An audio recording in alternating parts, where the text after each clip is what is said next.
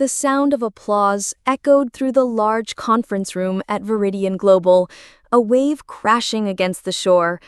Dressed in a perfectly tailored suit, a polite smile on my face, I shook hands with each of the senior executives. A sweet exhaustion spread through me after the final year-end report for the Asia-Pacific region. The impressive growth figures on the large screen were the result of a year of non-stop work. With my year-end bonus, my income exceeded $2 million, a figure that would make anyone proud. But in the home of my husband, Ryan, I was just Olivia, a lowly administrative assistant earning a meager $60,000 a year, despised by my mother-in-law, Mrs. Linda, mocked by my sister-in-law, Chloe, and ignored by my father-in-law, Mr. Thomas.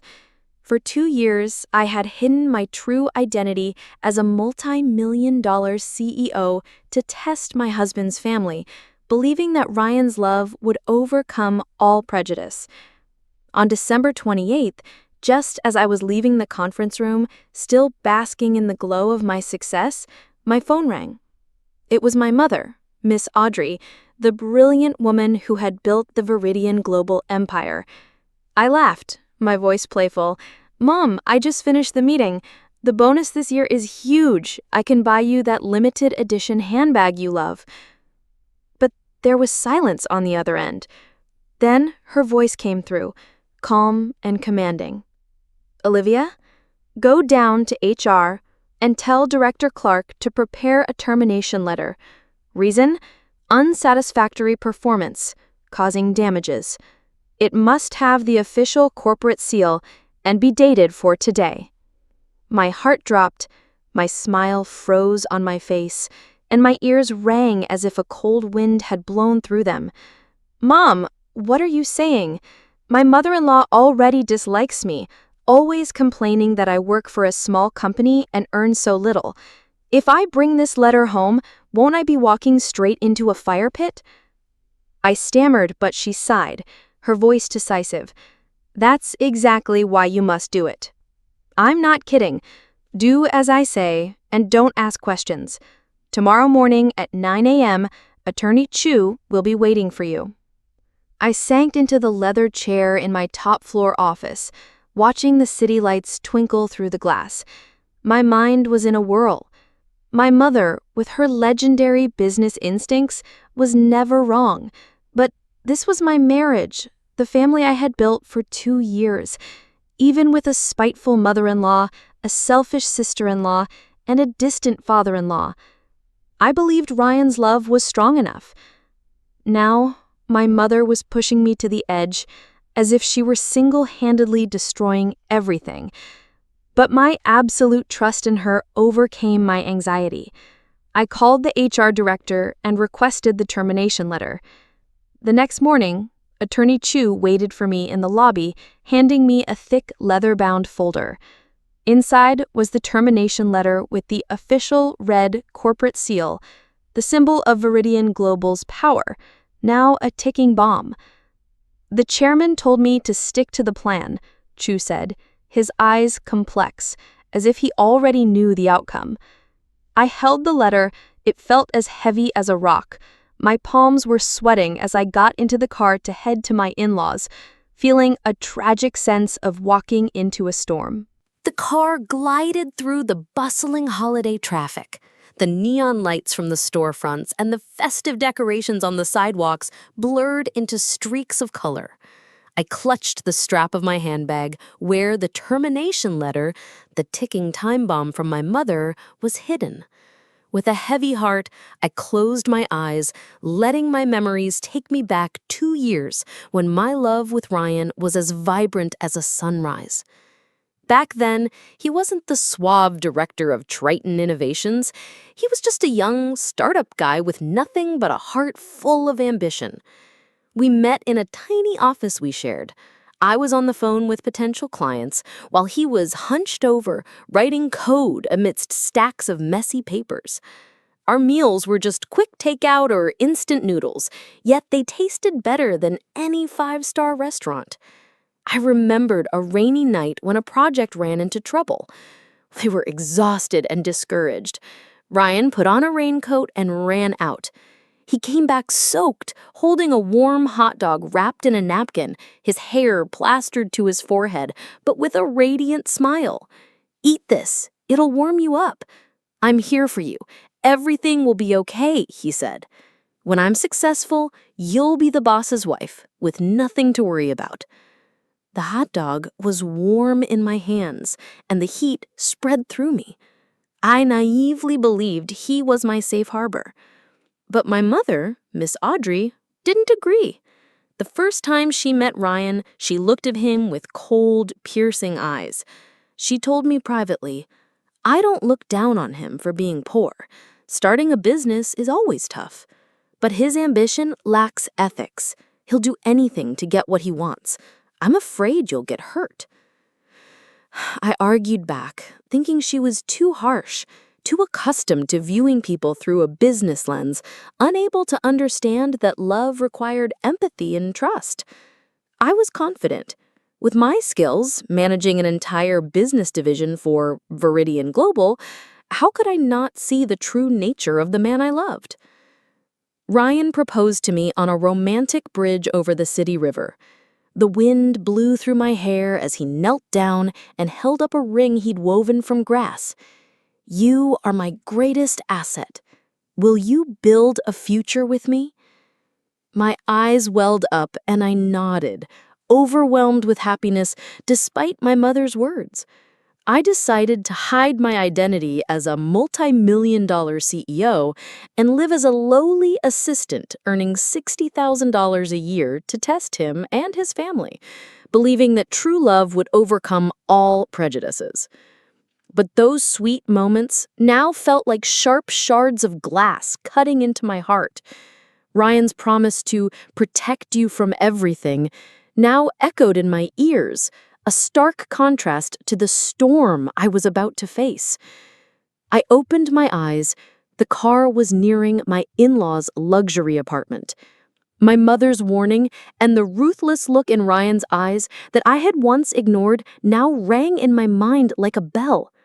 I took a deep breath, fighting back tears, telling myself I had to play my part perfectly in the drama my mother had set up. The door to my in-laws' home was waiting, and I knew that once I stepped through it, everything would change forever.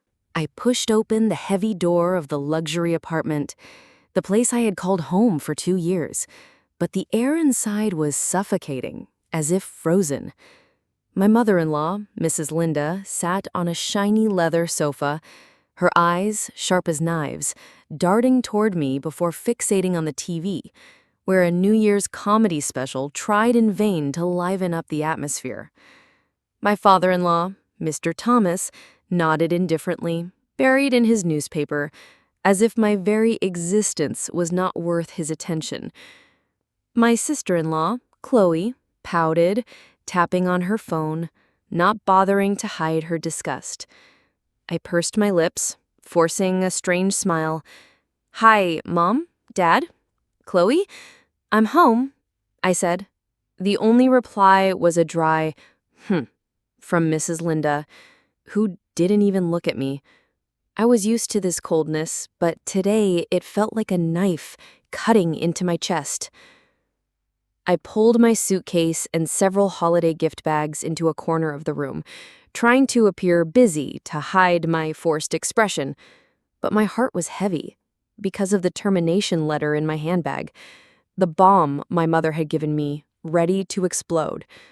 As I bent down to arrange my things, my handbag slipped from my shoulder and everything spilled out onto the glossy tile floor.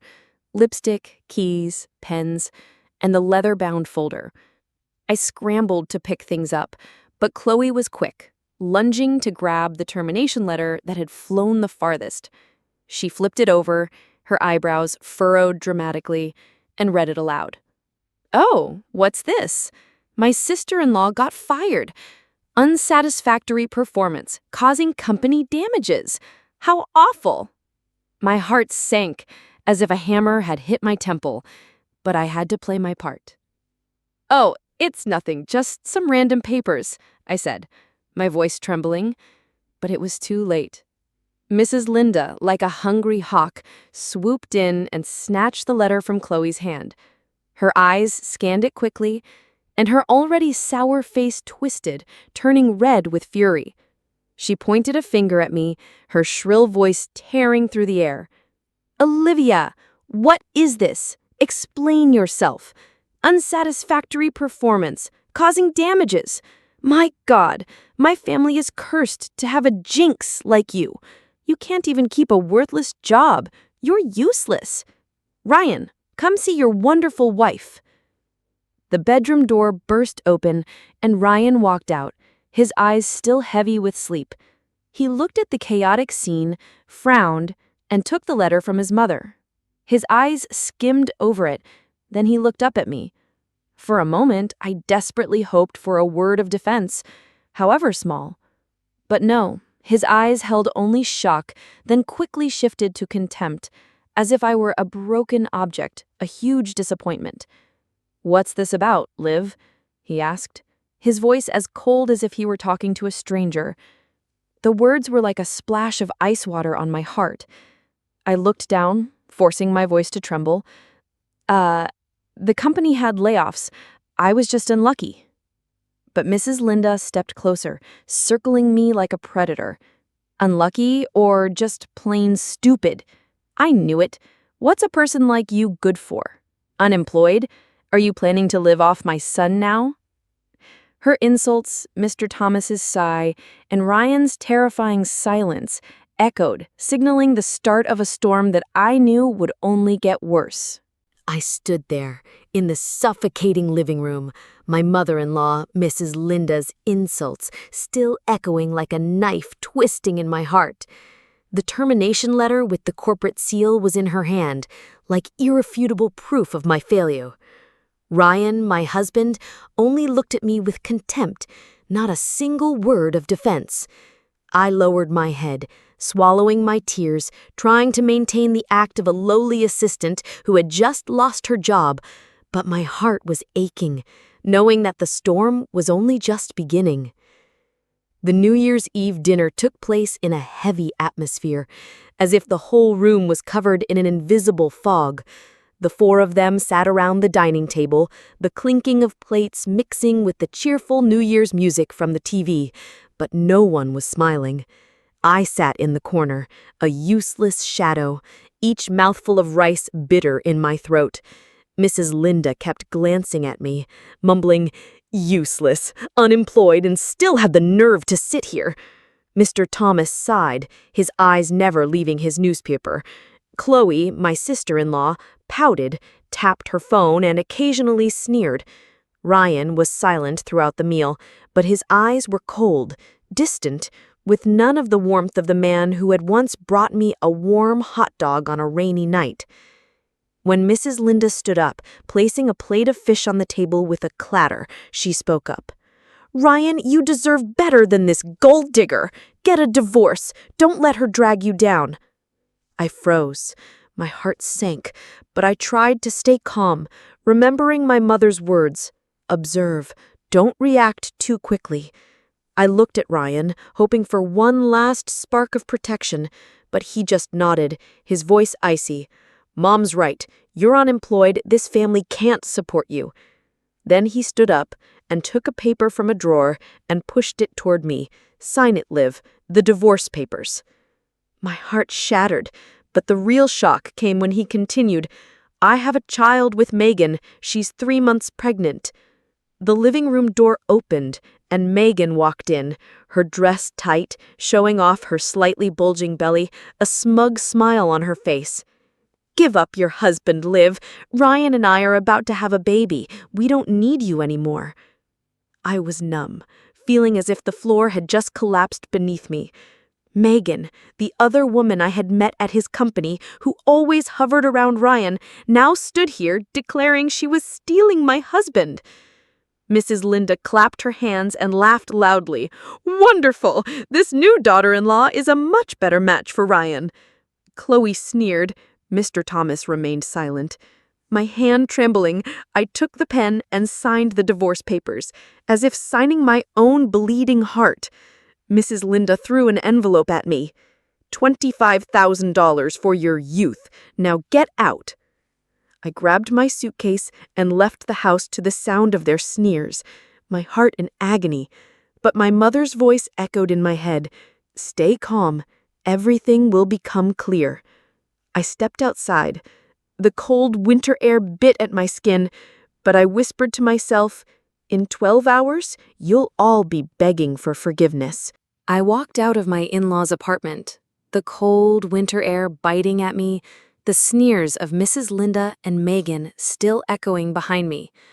The envelope with the $25,000 for your youth felt heavy in my hand, but my heart felt lighter, because I knew in just 12 hours, their lives would be turned upside down. I remembered my mother's words, stay calm and observe. The termination letter, the corporate seal, and the documents Attorney Chu had given me were no accident. I got into my car and called Chu. Get everything ready. We have a Triton Innovations shareholder meeting at 9 a.m. today. His voice was calm. Everything is ready, ma'am. I closed my eyes, took a deep breath, and felt like a warrior preparing for battle, ready to turn the tables. At 9 a.m., I walked into the Triton Innovations conference room, Ryan's company, in a powerful black suit. I was no longer the lowly assistant Olivia. The room fell silent. The eyes of the shareholders were on me, filled with surprise and curiosity. Ryan was at the head of the table, looking smug, with Megan next to him, her dress showing off her baby bump. Mrs. Linda, Mr. Thomas, and Chloe were also there. Mrs. Linda's face was filled with contempt. I smiled coldly and introduced myself. Olivia, CEO of Viridian Global, and I hold a 70% stake in Triton Innovations. The entire room was stunned. Mrs. Linda's face turned pale, and she stammered, Who are you? Ryan jumped up, his eyes panicked. Liv, what are you talking about? I looked straight at him, my voice sharp as a knife. Your company owes Viridian Global millions of dollars, and I'm here to collect the debt. I gave a signal, and Attorney Chu placed a thick folder of documents on the table. The detailed financial analysis exposed Triton's fraud, forged contracts, embezzlement, and unpaid debts. I turned on a hidden recorder. Ryan's voice played, detailing the plot to get me to sign the divorce papers to take my money, along with Megan's voice admitting to a fake pregnancy to manipulate him. The entire room was left speechless. Mrs. Linda trembled, pointing a finger at me. You're lying. But I cut her off. The court will decide. This evidence is enough to bankrupt Triton Innovations.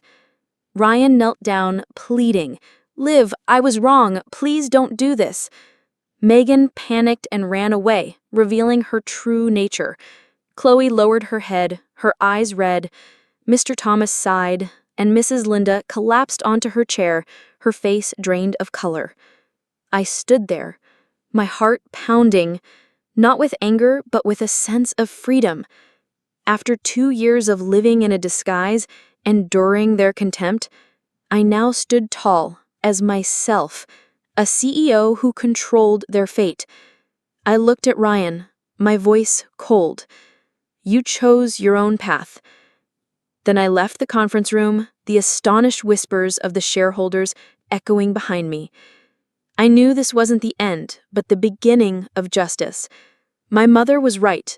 This play wasn't just to expose a traitor, but for me to realize my own worth. I left the Triton Innovations conference room, the astonished whispers of the shareholders echoing behind me like waves crashing against a cliff. The powerful black suit fit me perfectly, and I walked with my head held high.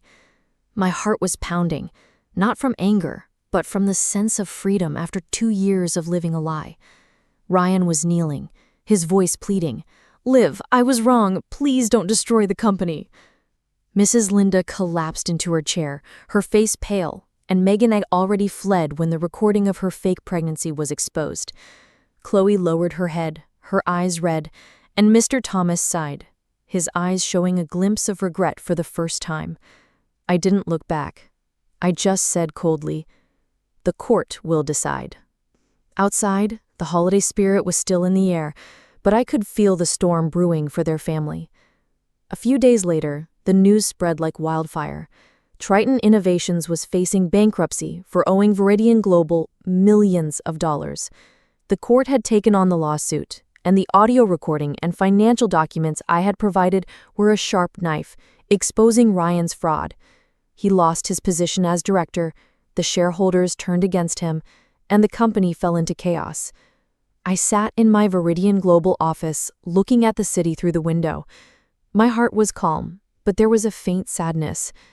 I didn't want to ruin him, the man who had once brought me a warm hot dog on a rainy night, but he had chosen this path himself.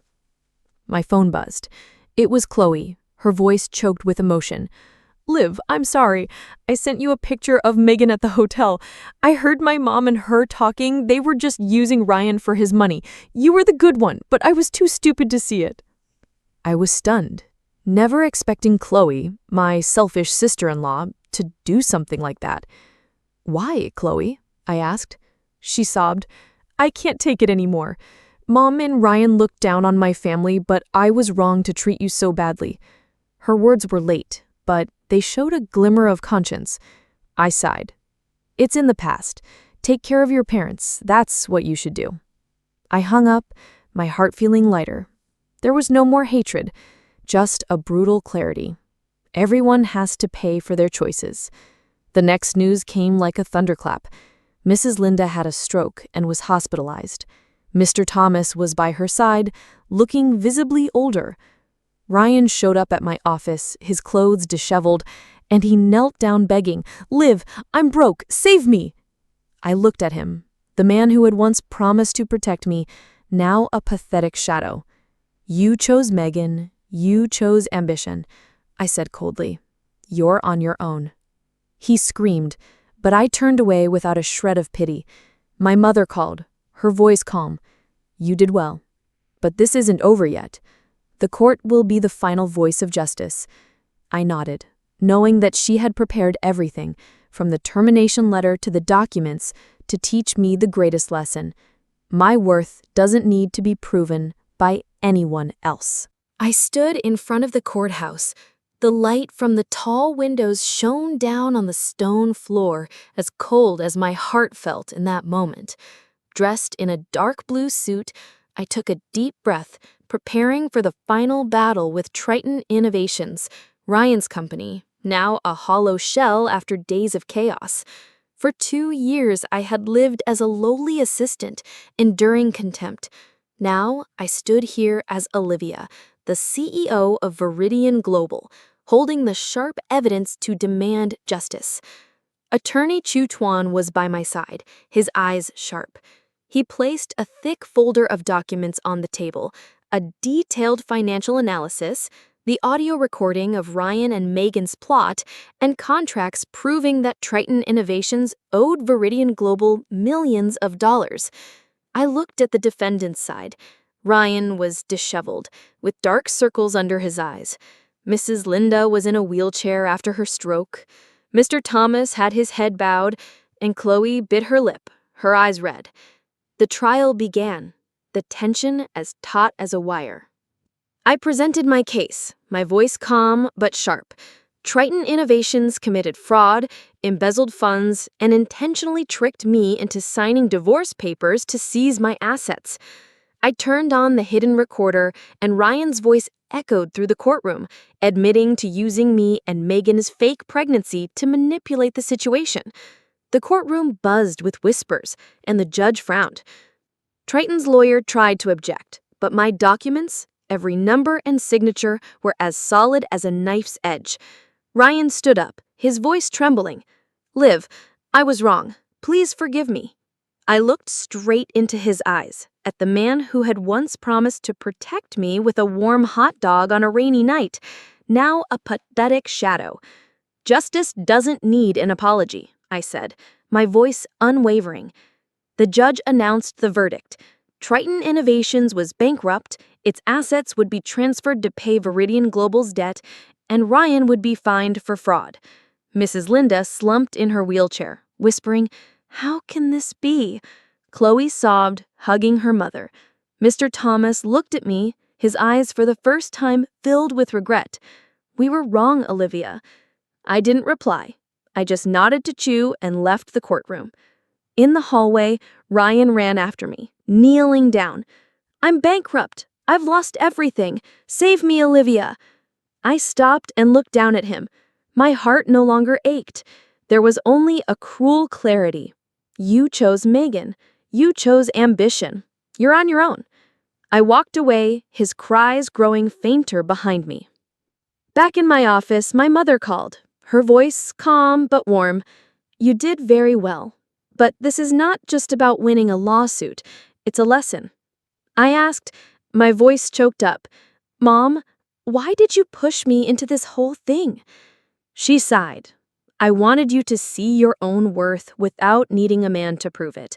The termination letter was for you to face the truth." I cried, understanding that she had prepared everything, from the recorder to the documents, so I could stand on my 2 feet. My heart felt lighter, as if a 2-year burden had been lifted. The trial didn't just end a painful chapter, it opened a path for me to find myself again. I left the courthouse, the afternoon sun fading outside the window, but in my heart, a new light was dawning. The trial was over. Triton Innovations was bankrupt, Ryan had lost everything, Mrs. Linda was hospitalized after her stroke, and Chloe regretted what her family had done. I returned to my Viridian Global office, sat in my leather chair, and watched the city twinkle through the glass. My heart was no longer angry, just filled with a strange serenity, as if a 2-year burden of living as a lowly assistant had been lifted. My mother called, her voice warmer than usual. "You did great, Liv. But this isn't just about winning a lawsuit. I want you to learn to love yourself, to build your own kingdom." My voice was choked up. "Mom, why did you push me into this play?" She sighed. "Because I knew you wouldn't believe it if you were just told. You had to fall, and then stand back up on your own to grow." Her words were like a dagger to my heart, not to hurt me, but to awaken me. I decided to cut all ties to the past. The first thing I did was sell the apartment, a place filled with painful memories, Mrs. Linda's sneers, Ryan's contemptuous eyes, and Megan's smug smile. I used the money from the sale and my savings to buy a penthouse by the ocean. Every morning I would stand on the balcony, listening to the gentle waves and watching the sunrise. The salty air soothed the wounds in my heart. They were still there, but they no longer ached. I threw myself into work, leading Viridian Global to new achievements. I signed major contracts, expanded into new markets, and proved that I was no longer living in my mother's shadow. But I knew work wasn't everything. I started learning to love myself. I signed up for a yoga class, meditated on the mat every morning, and found my balance again. On weekends, I learned to arrange flowers, make tea, and read books, things I had given up on while I was building a future for Ryan. Ethan Miller, a business partner, appeared like a cool sea breeze. He wasn't pushy or overly complimentary. He was just quietly there for me. When I worked late, he would send a hot meal to the office.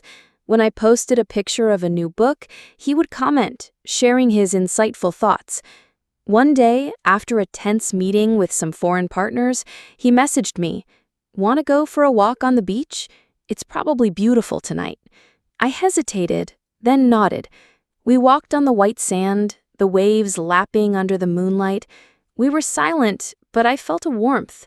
He said, his voice low, "Liv, I admire you not because you're a CEO, but because you turned your scars into strength."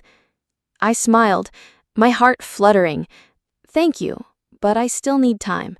He nodded, not pushing, but just saying gently, "I'll wait." as a friend, as someone who's ready to listen. His words were like a wave, washing away the last bit of loneliness. I knew my healing journey had just begun, but I was no longer walking it alone. I stood on the balcony of my oceanfront penthouse, the waves lapping gently under the sunrise. A sense of freedom filled my chest. It had been a year since the trial, and I had found myself again.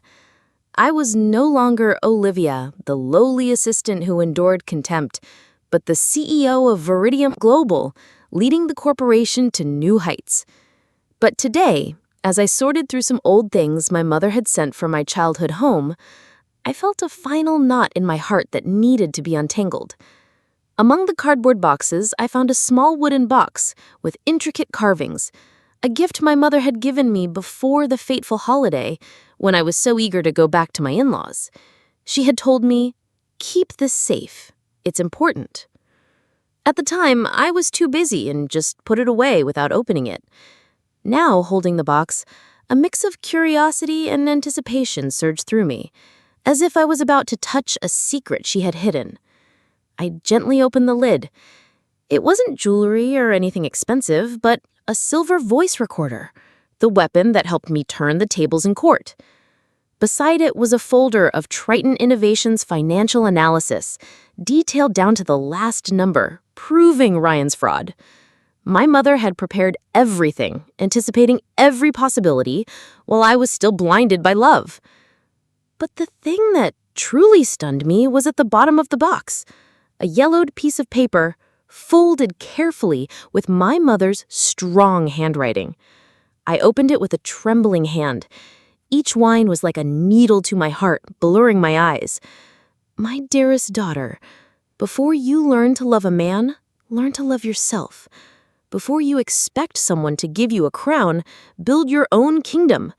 Your worth doesn't need a man to prove it. Remember this, my daughter." I sank to the floor, clutching the paper, and started to cry. It wasn't from sadness, but from overwhelming emotion and regret. My mother hadn't interfered to destroy my happiness. She had pushed me into the eye of the storm, the termination letter, the tests, the documents, so I could learn this lesson myself. She knew I was stubborn, that I wouldn't believe her if she just told me, so she let me fall and get hurt so I could stand back up on my own. I picked up my phone and dialed my mother's number. My voice choked up. "Mom, I understand now. Thank you." There was silence on the other end. Then I heard a sniffle. She was crying too. For the first time, I saw my mother, the brilliant woman of Viridian Global, vulnerable, all because of her love for her daughter. Ethan Miller messaged me asking me to dinner after his meeting. I smiled and replied, "Yes, but it's my treat. Thank you for always being there." He replied with a smiley face emoji, simple but warm. My mother's letter was like the light at the end of the tunnel, helping me untie the last knot. I no longer looked at the past with sadness, but with gratitude.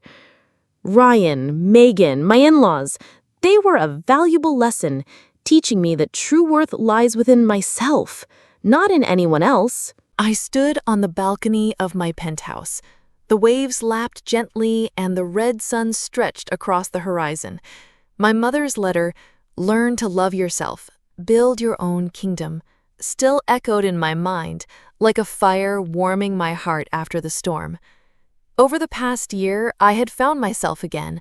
I was no longer Olivia, who endured contempt under the guise of a lowly assistant, but the CEO of Viridian Global, leading the company to new heights.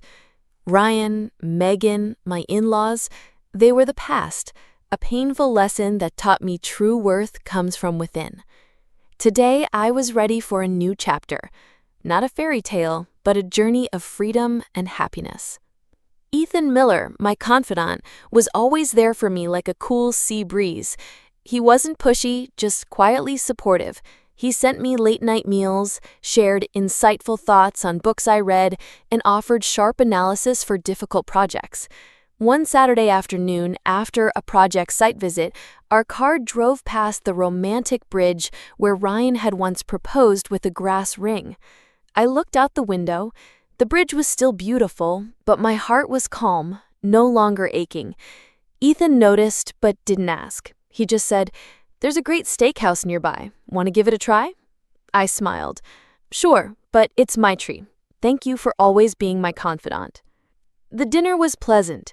We talked about books, movies, and the future, without mentioning the past. For the first time, I felt like I could be myself, with nothing to hide. When he dropped me off, he called out before I got in the elevator, "Olivia!" His eyes were sincere, a hint of nervousness in them. "I know you've been through a lot and you need time, but I want to ask, will you give me a chance to get to know you, to take care of you?"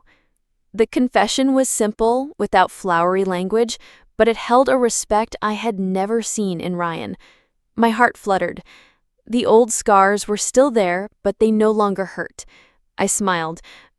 "I'm free tomorrow. Want to watch the sunrise by the ocean?"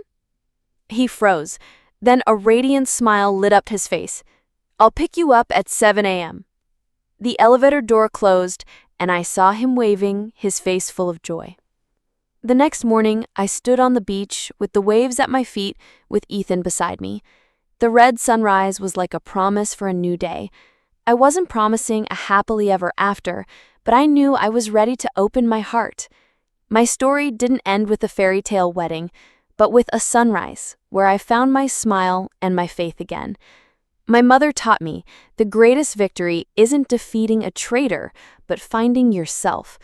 I was grateful for the pain because it made me stronger. I walked on, the waves singing behind me, and I was no longer walking the road ahead alone.